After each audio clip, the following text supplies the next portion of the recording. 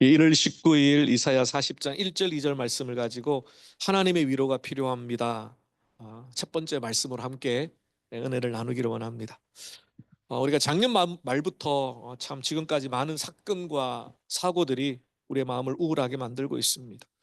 대한민국뿐만 아니라 전 세계적으로 안타까운 소식들이 이어지고 있습니다. 산불로 인한 또 이재민들도 많고, 여전히 러시아와 우크라이나의 전쟁은 언제 끝날지 모르고 이스라엘과 팔레스타인 가자 지구의 갈등도 더 심해집니다.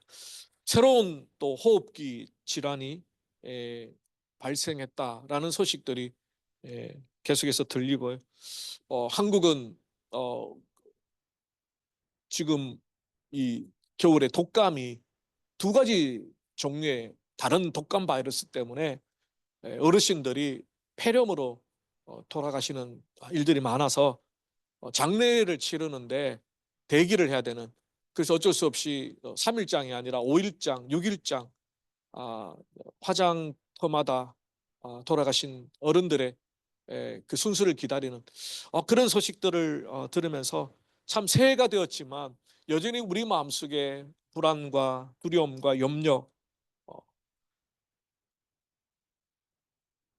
우리의 마음을 짓누르고 있습니다. 뿐만 아니라 개인적인 삶은 어떻습니까? 여러분 삶은 조금 새해가 되어서 좀 더 나아지셨습니까?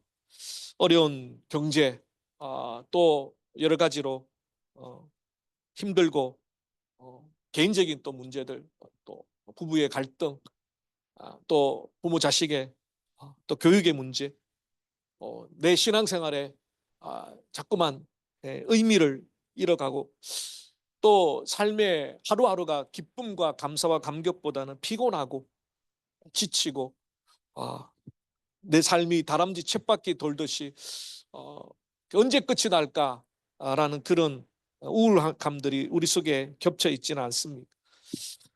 새해를 맞이했지만 여전히 우리의 삶의 자리가 힘들고 어려운 그런 분들을 바라보면서 문득 실존주의 철학자죠.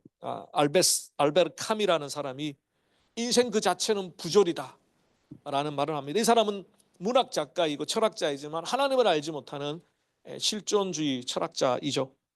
그래서 인생 자체가 우울하다는 겁니다. 앞뒤가 안 맞는 일들이 너무 많다는 겁니다. 그러면서 그는 시지프 신화를 비유로 듭니다. 시지프라는 사람이 신에게 노임을 산 대가로 평생토록 산 꼭대기에 무거운 바위를 올리는 벌을 받습니다. 열심히 그 바위를 꼭대기에 올려놓으면 그 꼭대기에서 반대편으로 바위가 굴러 떨어집니다. 그러면 또 다시 반대편에 가서 그 바위를 또 힘들게 꼭대기에 올려놓으면 또 그 바위는 반대편에 떨어집니다. 그러니까 평생 그 바위를 이리저리 굴리다가 삶을 마감하게 되는, 그것이 인생이라고 알베르 까미는 말합니다. 인생이란 결국 모습만 다를 뿐, 굴러떨어진 바위를 끊임없이 산 위에 올려놓는 것처럼 의미 없는 일상의 반복일 뿐이다. 그렇습니다. 인생을 하나님의 눈으로 바라보지 못한다면, 하나님이 없는 눈으로 인생을 바라보면 이보다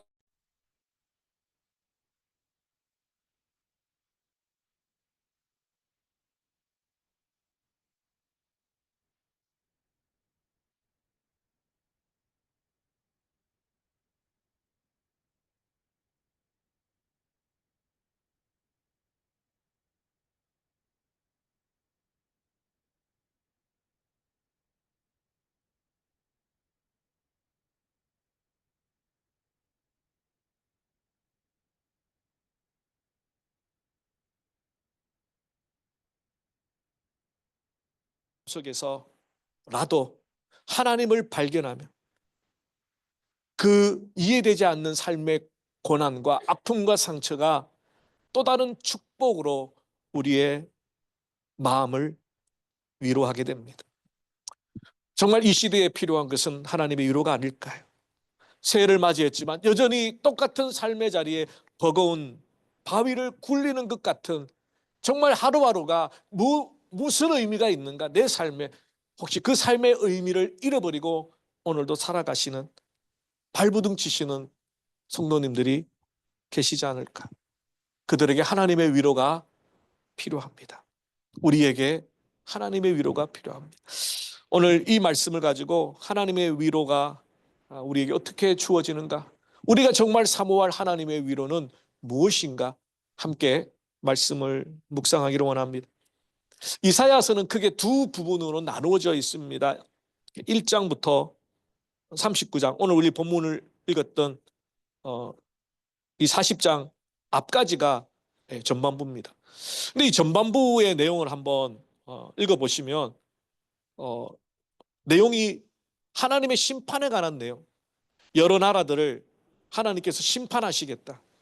이스라엘 백성들 너가 하나님 앞에 바로 서지 않으면 하나님의 율법의 말씀을 다시 한번 회복하지 않으면, 하나님 앞에 그 처음 사랑을 회복하지 않으면 하나님이 형벌을 내리시겠다.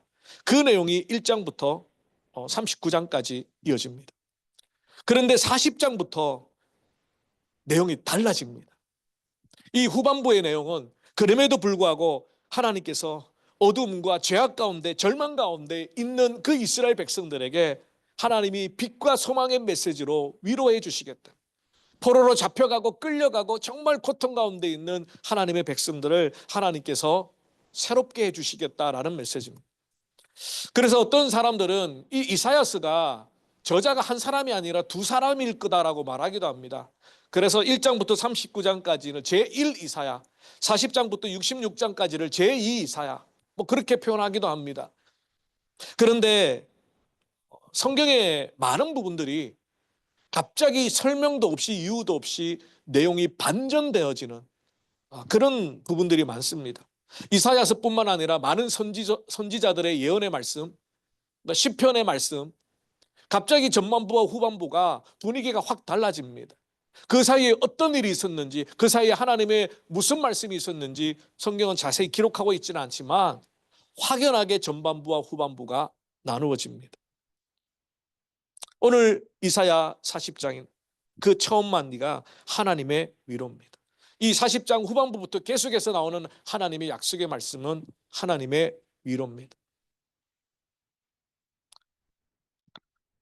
세상이 줄 수 있는 혹은 일시적으로 경험할 수 있는 그런 위로와는 차원이 다른 영원하신 위로, 하나님이 우리의 마음을 만져주시는 궁극적인 위로, 영적인 위로, 그 위로를 하나님께서 약속해 주고 계시다는 겁니다.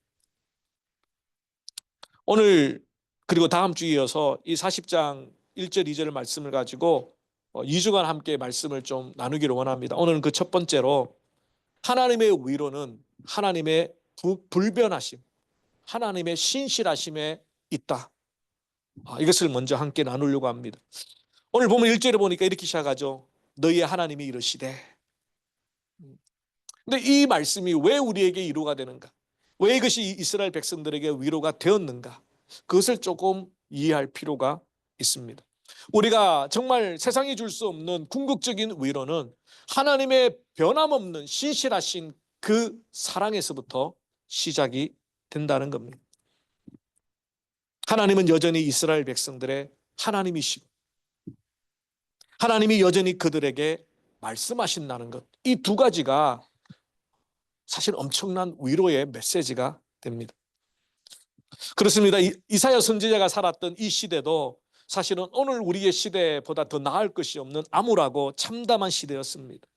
그러니까 하나님의 경고에도 불구하고 이스라엘 백성들은 하나님을 섬기는 것과 동시에 우상을 숭배하게 됩니다.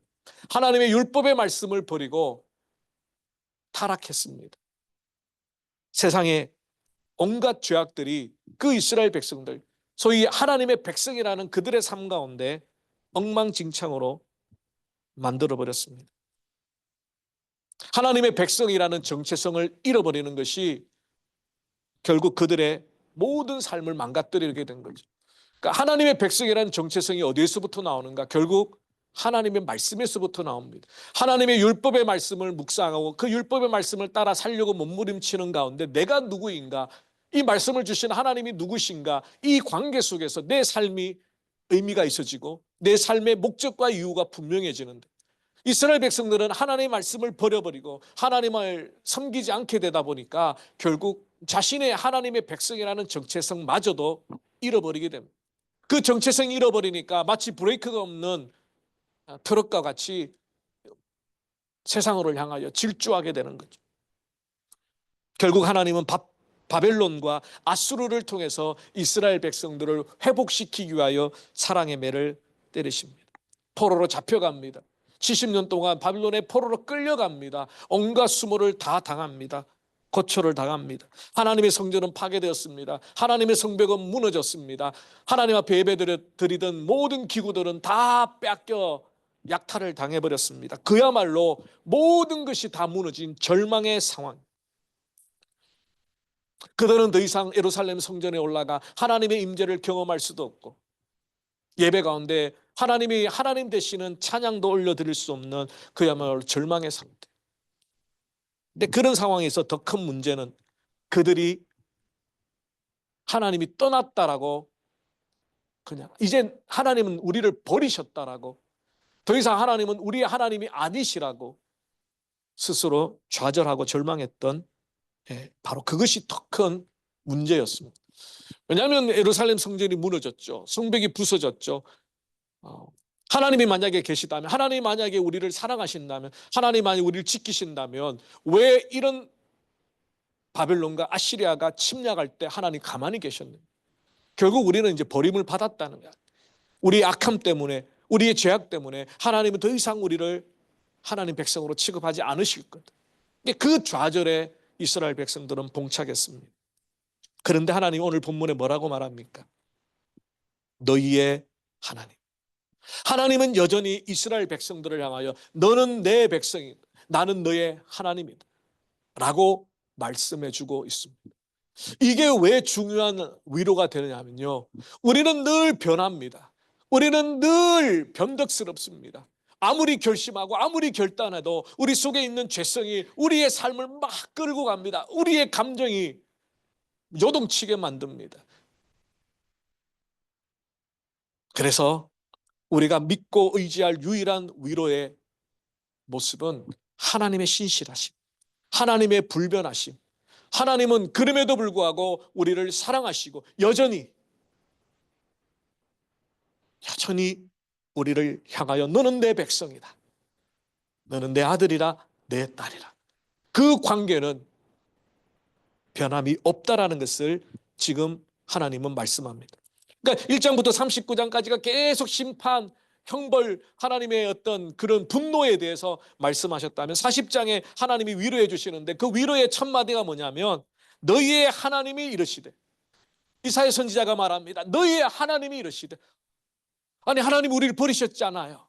하나님 우리를 떠나시지 않았습니까? 하나님께서 우리를 이제 모른 척 하시는 거 아닙니까? 바벨론과 아시리아가 쳐들어왔는데도 하나님 아무것도 하시지 않았다는 그 증거는 이제 우리는 하나님과 끝났다라는 것 아닙니까? 그게 이스라엘 백성들의 절망이었고 좌절이었습니다. 근데 하나님께서 이사야 선지자를 통하여 말씀합니다. 너희는 위로하라. 내 백성을 위로하라. 너희의 하나님. 여전히 그들은 하나님의 백성이었고 하나님은 여전히 그들의 하나님이시다는 것. 이것이 바로 큰 위로의 출발이 됩니다. 이 상황 가운데 우리는 그렇게 질문하잖아요. 하나님 왜 이렇게 힘듭니까?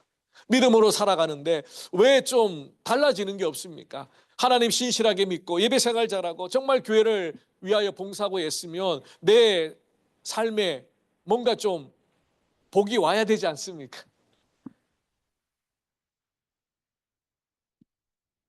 오히려 하나님을 신실하게 믿을수록 더 많은 제약이 있고 더 많은 어려움이 있고 더 많은 고통이 있고 더 많은 손해가 있다면 하나님 그런 하나님이십니까? 우리가 고난을 만날 때마다 그렇게 질문하지 않습니까? 하나님 왜 이 어려움을 주십니까? 왜 하필 나입니까? 근데 하나님께서 그런 상황을 넘어서 여전히 너는 내 백성이라. 우리는 환경 때문에 하나님과의 관계가 흔들립니다. 삶에 어려움이 있으면 하나님 정말 살아계신 하나님인가 의심부터 하게 되고 그 하나님이 정말 나를 사랑하시는 하나님입니까? 절규하며 항변합니다. 그런데 하나님 뭐라고 말씀합니까? 여전히 하나님은 우리 하나님. 여전히 그 하나님은 여러분의 하나님, 우리의 하나님이시라고 말씀합니다. 누가복음 15장 11절에 보면 우리가 잘 아는 탕자의 비유입니다. 둘째 아들이 아버지 유산을 탕진하고 모든 재산을 다 쓰고 쥐염 열매를 먹으면서 굶주리고 있다가 아버지가 생각이 난 거예요. 아, 내가 아버지 집에 있었다면 풍성한 아버지의 식탁을 누릴 텐데. 그래서 이제 아버지께로 돌아가려고 합니다. 근데 염치가 있기 때문에 도저히 아버지 집에 돌아가서 예전처럼 아무 일도 없었다는 듯이 아들로 대해달라고 말할 용기가 없는 거예요. 아버지, 내가 하늘과 아버지께 죄를 지었사오니 지금부터는 아버지의 아들이라 일컬음을 감당하지 못하겠나이다. 종처럼 대우해달라는 거예요. 근데 아버지는 어떻게 합니까? 종들에게 명령하여서 가장 좋은 옷을 입히고 아들의 상징인 반지를 끼우고 옷을 신을 새 신을 새 옷을 갈아입히고 그리고 잔치를 열라고 말합니다. 잃어버렸다가 되찾은 아들, 그 아들 때문에 너무너무 기뻐서 잔치를 벌입니다. 그렇습니다. 하나님의 위로는 어떤 상황에서도 우리를 버리지 아니하시고 떠나지 않으시겠다는 하나님의 약속을 지키시는 하나님의 신실하심에서부터 시작되어집니다. 여러분의 상황이 아무리 악화되고 여러분이 아무리 죽을 병에 걸리고 여러분이 아무리 힘들어도 하나님은 여전히 여러분을 사랑하시는 살아계신 하나님. 이사야 43장 1절에 이렇게 말합니다. 야곱아, 너를 창조하신 여호와께서 지금 말씀하시느니라.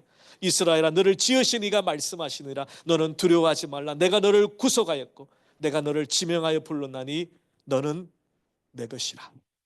네가 물 가운데로 지날 때 내가 너와 함께 할 것이라. 강을 건널 때 물이 너를 침몰하지 못할 것입니다. 네가 불 가운데로 지날 때도 타지도 아니할 할 것이요 불꽃이 너를 사르지도 못하리니 대저 나는 여호와 네 하나님이요 이스라엘의 거룩한 이요 네 구원자임이라.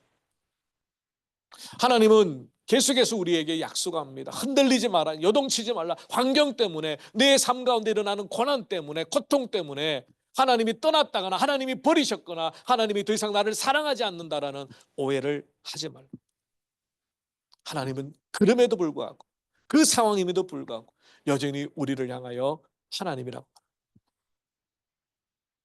우리가 신앙생활 하다 보면 하나님 앞에 죄송한 마음이 들 때가 있잖아요. 아, 내가 이렇게 사는데 하나님의 백성이라고 할 수 있을까? 하나님의 자녀라고 할 수 있을까? 내 신앙의 모습을 보면 참 하나님 앞에 죄송하고 부끄러울 때가 많습니다. 그럴 때 사단은 속삭이죠. 하나님과 점점 멀어지게 만듭니다. 마치 선악과를 먹고 하나님의 낯을 피하여 동산나무 뒤에 숨었던 아담과 하와처럼 자꾸만 그 죄가 하나님과 우리 사이의 관계를 멀어지게 만들고 결국에는 하나님을 떠나게 만들어 버립니다. 거기에 사단의 전략이 있습니다. 우리는 다시 한번 염치불구하고 그럼에도 불구하고 은혜의 보좌 앞에 담대히 나아가 예수 그리스도의 보혈의 피를 의지하여 나아가는 거예요. 왜냐하면 신실하신 하나님을 믿기 때문에. 그래서 우리의 구원은 처음부터 끝까지 하나님에서부터 시작해서 하나님에서 끝납니다. 그것이 우리의 구원이 하나님의 절대 주권의 신앙의 고백입니다.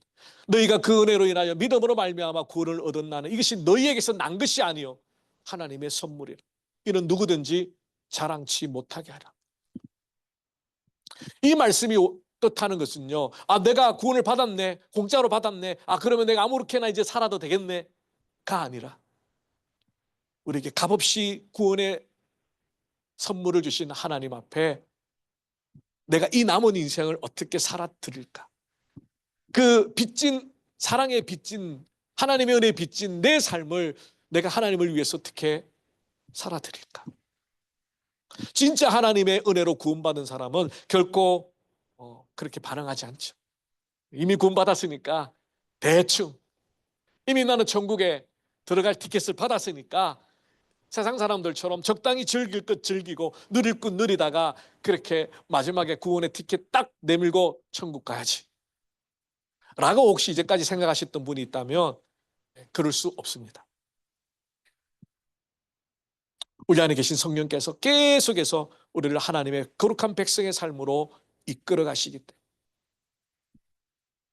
이사야 49장 14절에도 이렇게 말합니다. 오직 시온이 이르기를 여호와께서 나를 버리시며 주께서 나를 잊으셨다 하였거니와 여인이 어찌 그 젖먹는 자식을 잊겠으며 자기 태에서 난 아들을 긍휼히 여기지 않겠느냐.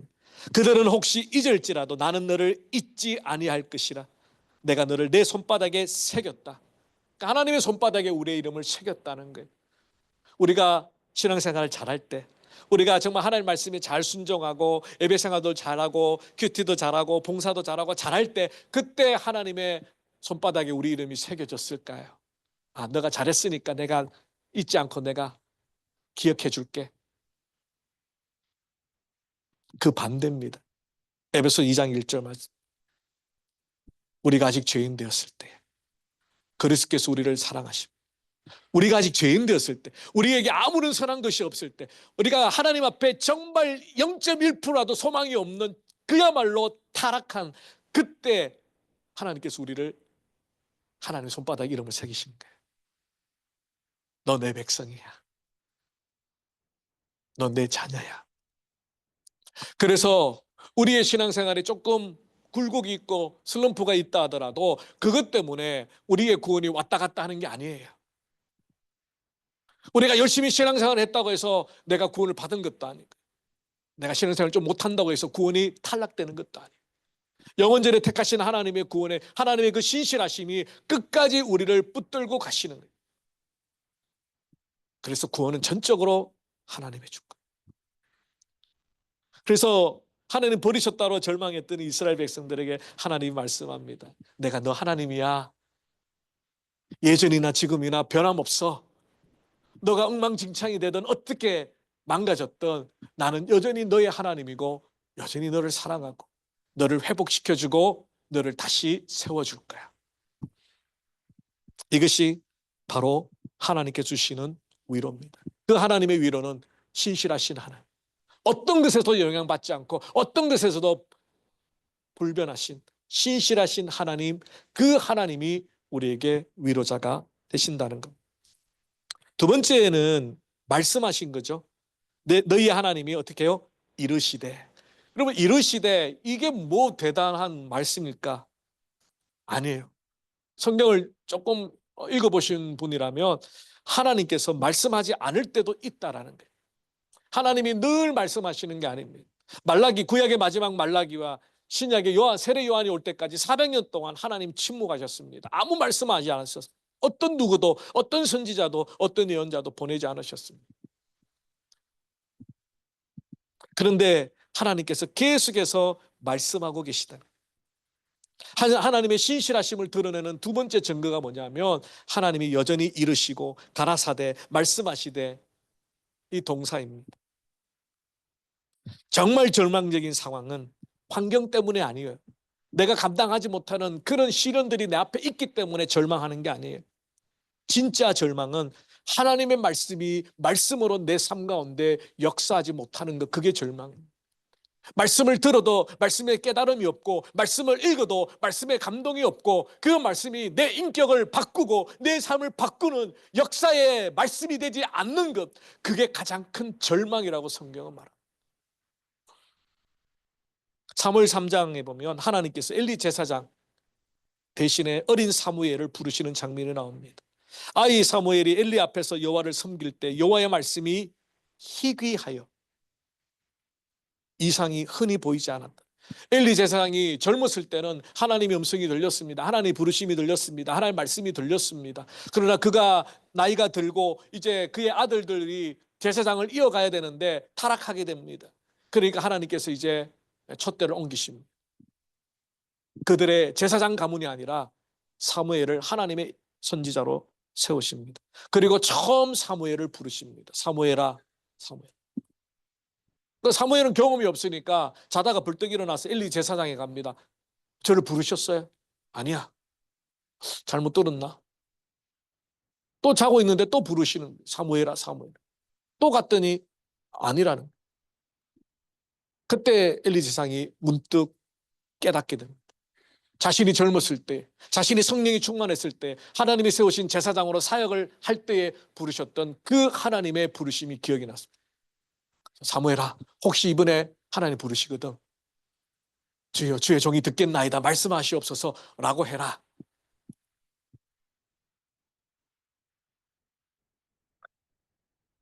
엘리 제사장은 제사장의 직분을 감당하는 사람이었지만 하나님 말씀이 더 이상 그의 삶에 역사하지 않았습니다. 아모스 선지자는 이스라엘 백성들에게 임한 기근이 사실은 영적인 기근이라고 말합니다. 아모스 8장 11절 말씀이죠. 주 여호와의 말씀이니라.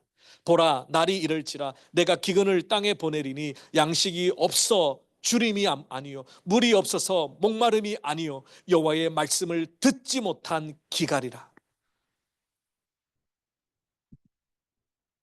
오늘 우리의 시대는 설교의 홍수 시대에 살고 있습니다. 유튜브엔 대형교회 목사님부터 저 소도시의 목사님 설교까지 말씀이 쫙 올라옵니다. 저도 그 트렌드에 발맞추기 위해서 설교 줌으로 녹화해서 올립니다. 조회수는 별로 없지만 아무튼 꾸준히 올리고 있습니다. 얼마든지 설교 말씀을 여러분이 원하는 목사님의 설교를 얼마든지 선택해서 들을 수 있습니다. 그런데 옛날 어른들이 그런 이야기합니다. 홍수 때에 마실 물이 없다는 그 말은 정말 귀한 말씀, 하나님의 말씀을 전하는 설교가 없다는 뜻이 아니라 그 말씀을 듣고 변화될 간절한 소망을 가지고 그 말씀 앞에 내 영혼을 내어 던지는 그 말씀을 듣고 끝나는 것이 아니라 그 말씀이 내 인격과 내 삶을 변화시키는 데까지 순종하려고 마음을 먹고 말씀을 듣는 자들이 점점 없어진다는 거예요. 설교를 평가하는 수준까지는 되었습니다.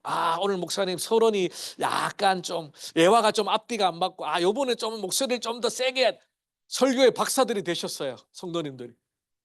그런데 그 말씀이 내 인격을 내 삶을 터치하지 못한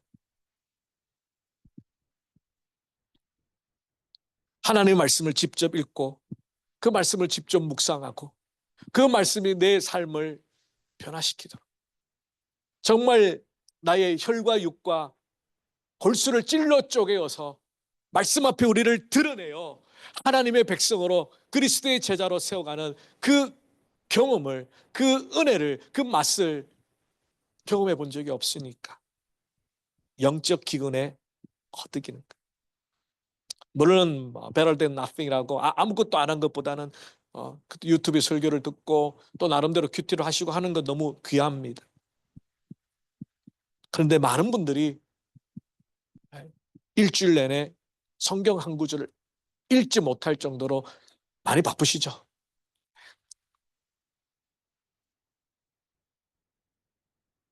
창세기부터 요한계시록까지 우리에게 주신 하나님의 말씀, 우리를 사랑하신다고 선포하시는 하나님의 말씀을 평생 한 번도 일독을 하지 않고 천국에 갈 믿음이 있으시죠?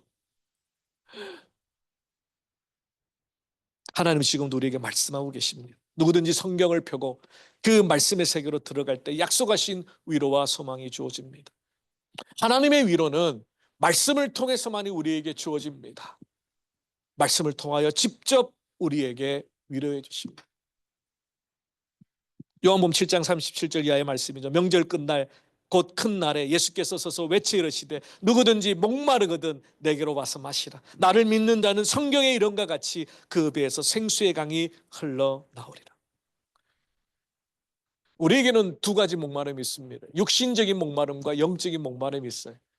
육신적인 목마름은 이 세상의 것들로 채우려고 하는 겁니다. 아무리 들이켜도 바닷물을 들이키면 더 갈증만 나듯이 세상의 것들로 내 육신의 그 목마름을 채우려고 하는 것은 끝이 없습니다. 가지면 더 가지고 싶고 누리면 더 누리고 싶고 편하면 더 편해지고 싶고 높아지면 더 높아지고 싶고 끝이 없이 우리의 욕심의 풍선이 부풀러 올라가다가 언젠가는 뻥 하고 터지는 영적인 목마름은 하나님께서 채워주십니다. 어떻게 채워주십니까? 차고 넘치도록 채워주십니다. 목마른 사슴과 같이 하나님의 은혜에 정말 갈급한 심령으로 하나님 은혜를 주셔야 합니다. 말씀을 통하여 힘을 주셔야 됩니다. 말씀을 통하여 위로를 주셔야 됩니다. 사모하는 자들이 하나님께서 후히 주시고 차고 넘치도록 주신다라고 약속하셨고, 그래서 다윗이 고백하죠. 여호와는 나의 목자시니 내게 부족함이 없으리라. 여러분의 영혼은 어떠합니까? 여러분의 오늘의 삶은 어떠합니까? 그 만족함이, 그 위로함이 말씀 가운데 풍성하게 채워집니까? 그러려면 먼저 말씀을 펴셔야 합니다. 말씀을 읽으셔야 합니다. 말씀을 들으셔야 합니다. 그거 없이, 성경 말씀과 상관없이 내가 믿음이 자라고 은혜가 임하고 이 땅을, 죄악을 싸워 이겨 능력으로 하나님의 전신갑주를 입고 승리할 수 있다? 없습니다. 어느 누구도 하나님의 말씀 없이 영적 전쟁 가운데 이 땅의 삶을 지켜낼 수가 없다는 겁니다. 마르바 던이라는 분이 걸어가도 피곤하지 아니하리라라는 책에서 자신이 경험했던 가장 큰 위로를 이렇게 말합니다. 오래전에 20년 동안 나를 괴롭힌 건강 문제를 처음 발견했을 때 순진하기 그지없는 몇몇 친구들은 인간적인 위로의 말을 건넸다. 다 괜찮을 거야. 중병으로 고생하는 사람들이 얼마나 많은지 몰라. 금방 정상적인 삶으로 돌아올 거야. 이 같은 말들로 내 기분을 돋우려 애썼다. 문제는 그런 말들이 아무런 근거도 알맹이도 실체도 없다는 것이다. 아무 문제도 없다는 결과가 나올 수도 있지만 고통이 떠나지 않는 그 순간에는 도저히 그럴 것 같지 않았다. 비슷한 경험을 하고 있는 다른 사람들의 위로도 그런 위기의 순간에는 별 도움이 되지 않았다. 사실 친구들의 이야기를 들으면서 나는 죄책감만 더 느꼈다. 하나님을 신뢰하고 그분의 은혜 가운데 평정심을 유지해야 한다는 사실은 잘 알았지만 통증은 그대로였다. 내 감정을 부인할 수 없었고 그에 대한 죄책감도 숨길 수 없었다. 그리고 그 모든 근거 없는 위로의 말이 의사의 소견과는 정면으로 배치되는 것으로 드러났을 때 나는 그만큼 더 절망할 수밖에 없었다. 그런데 당시 내가 섬기고 있던 교회의 대표가 진짜 위로의 말씀을 들려주었다. 주님이 함께 하십니다. 이것이야말로 진정한 위로의 선포였다. 고통과 슬픔과 죄책감 가운데서 하나님이 우리 곁에, 우리 안에 계셔서 우리를 정죄하지 않고 그분의 영원한 위로를 주신다는 사실을 아는 것은 얼마나 큰 위로인가. 인간적인 위로의 말은 쉬이 사라지지만 우리의 영원하신, 변하지 않는 돌보시는 아버지에 대한 진리는 영원히 살아있으며 꾸준한 위로를 준다. 그렇습니다. 하나님께서 주시는 위로, 그것은 하나님의 불변한 신실하신 그 사랑에서부터 시작이 됩니다. 그리고 여전히 하나님께서 우리에게 말씀하신, 우리가 성경을 펴고 말씀 앞에 나가기만 하면 세상이 줄 수 없는 하늘의 위로를, 내가 너와 함께하고 너를 붙들고 가겠다는 위로의 말씀을 누구든지 언제든지 베풀어 주시는, 말씀을 정리하겠습니다. 사랑하는 성도 여러분, 우리의 가장 큰 위로는 신실하신 하나님이 함께 하심입니다. 세상의 다른 위로를 찾지 마십시오. 잠시 잠깐의 위로를 준 뒤에 더 큰 불안과 공허함을 남기는 가짜 위로를 찾지 마시기 바랍니다. 지금도 여전히 우리의 아버지가 되시고 여전히 우리의 이름이 새겨진 손바닥을 들여다보시며 우리를 돌아오기를 바라는 탕자의 아버지처럼 끊임없이 우리를 부르시는 하나님의 신실하심, 그럼에도 불구하고 여전히 우리의 하나님 되어주시겠다고 약속하시는 변함없는 하나님 때문에 이 세상이 아무리 요동치고 비바람이 불어도 그 하나님만 바라보면 위로와 소망을 얻게 되는 그런 삶이 2025년 한 해가 되기를 원합니다. 우리의 무지함과 게으름과 연약함에도 불구하고 여전히 말씀으로 위로하시는 하나님이 다시 한번 우리 가운데 위로자로 찾아오실 수 있기를 주님의 이름으로 축원합니다. 기도하겠습니다. 살아계신 주님 감사합니다. 하나님께서 이 험악한 세상 가운데 여전히 하나님은 우리의 하나님 되시고 여전히 우리는 하나님의 백성이라는 것을 말씀하여 주시니 감사합니다. 여전히 내 삶을 돌아다보면 부족하고 연약한 것, 또 한 주간의 삶 가운데 하나님은 까맣게 잊어버리고 세상의 분주함 속에 살다가 또 예배의 자리로 나오는 우리의 모습임에도 불구하고 하나님은 우리를 기억하고 계시고 동행하여 주시고 우리의 손을 붙들고 이 험난한 세상을 함께 걸어가 주심을 기억합니다. 물 가운데 갈지라도 불 가운데 갈지라도 어떤 상황 가운데서도 우리를 떠나지 아니하시고 우리와 함께 하시는 그 하나님이 우리의 믿음의 눈에 보여지게 하시고 우리의 마음 가운데 좌정하여 다스리시는 분임을 고백하게 하셔서 세상이 줄 수 없는 위로, 세상이 아무리 비바람이 치는 요동 가운데 있다 할지라도 하나님이 주시는 잔잔한 위로의 그 마음, 그 은혜가 우리의 삶을 붙들고 갈 수 있도록 역사하여 주옵소서. 말씀을 펴게 하시고 말씀을 배우게 하시고 말씀을 묵상하게 하시고 말씀을 듣게 하셔서 그 말씀 가운데 하나님의 위로를 경험할 뿐만 아니라 말씀이 우리 인격과 삶을 변화시키는 그런 하나님의 역사를 우리가 먼저 경험할 수 있도록 인도하여 주시옵소서. 오늘 이 시간 주님의 위로가 필요한 자들에게 주님 말씀하여 주시옵소서. 감사하고 우리 주 예수 그리스도 이름으로 기도 올리옵나이다. 아멘. 우리 시간 다 일어나셔